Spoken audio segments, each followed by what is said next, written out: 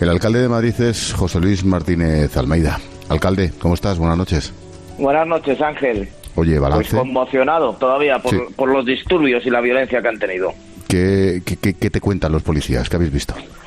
Pues lo que cuentan desde luego es que han sido unos disturbios que han sido extremadamente violentos, pero los madrileños podemos tener la tranquilidad, desde luego que tenemos unas fuerzas y cuerpos de seguridad del Estado que son admirables en cómo realizan su trabajo y que han evitado precisamente que estos disturbios tan violentos pudieran tener consecuencias mucho peores. De hecho, Ángel, acabo de llamar, hemos estado en coordinación con la delegación del Gobierno, pero acaba de llamar al delegado del Gobierno, a José Manuel Franco, a transmitirle como alcalde mi enhorabuena por la labor que ha llevado a cabo la Policía Nacional bajo su mando, porque creo de verdad que ha sido extraordinario para evitar las consecuencias que se pudieran haber derivado de esa violencia.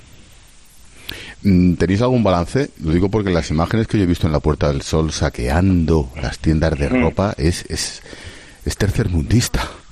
Bueno, y por supuesto esto no tiene nada que ver absolutamente con una defensa de la libertad de expresión ni nada por el estilo. Estos son gentuza, en mi opinión, radicales antisistema y tenemos un primer balance de detenidos que asciende a 14, un balance de heridos que va por 9, pero no descartamos que pueda haber desde luego más heridos y lo que son daños cuantiosos en todo lo que es el mobiliario urbano, ¿no? Hemos visto escenas de 4 arrancando una papelera, arrancando adoquines y tirándolos a la policía municipal y por supuesto todos los daños que hay en los comercios, ¿no? Toca ahora hacer la evaluación de esos daños también. Carmelo. ¿Qué tal, alcalde? ¿Cómo estamos? ¿Qué tal, Carmelo? Bueno, y yo he estado viendo un poco las imágenes y no eran muchos, ¿eh?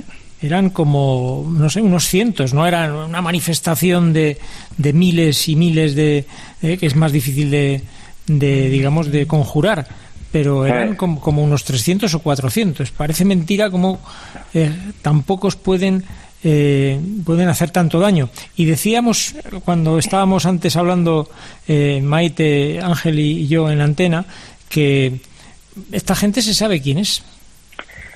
Esta gente, la policía tiene una gran experiencia, eso sin lugar a dudas, porque también es cierto que efectivamente no es un número que pueda parecer excesivo, pero 300 o 400 personas de una extrema violencia dispuestos a utilizar cualquier medio con tal de incendiar una ciudad, que es lo que finalmente ellos perseguían, ¿no? Generar unos disturbios de una violencia infinitamente más intensa que la que finalmente se ha producido, y yo estoy seguro de que la Policía Nacional, con la experiencia que tiene, no solo ha conseguido evitar que fueran a mucho más de lo que ha ido, sino al mismo tiempo estoy seguro de que habrá hecho las identificaciones correspondientes y por tanto que también ahora correspondrá instruir las diligencias y llegar a procedimientos penales contra toda esta gente.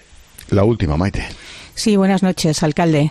Buenas noches, Maite. ¿Qué le parece ese respaldo que se ha dado por parte de algún miembro del Gobierno, por ejemplo, el señor Garzón, Alberto Garzón, o el propio portavoz en el Congreso, Pablo Echenique, a estos disturbios, pues de alguna manera poniéndose del lado de esta gente que está haciendo estas barbaridades? Sí, en ese sentido que decía Maite, alcalde, ¿has visto el tuit de Pablo Echenique? Sí, he visto el tuit de Pablo Echenique, solo se califica como miserable, porque es un tuit absolutamente miserable, es un tuit que va en la línea de lo que es Podemos al final, ¿no? Que yo creo que es una fuerza que se está situando claramente en el antisistema, aunque está en el gobierno.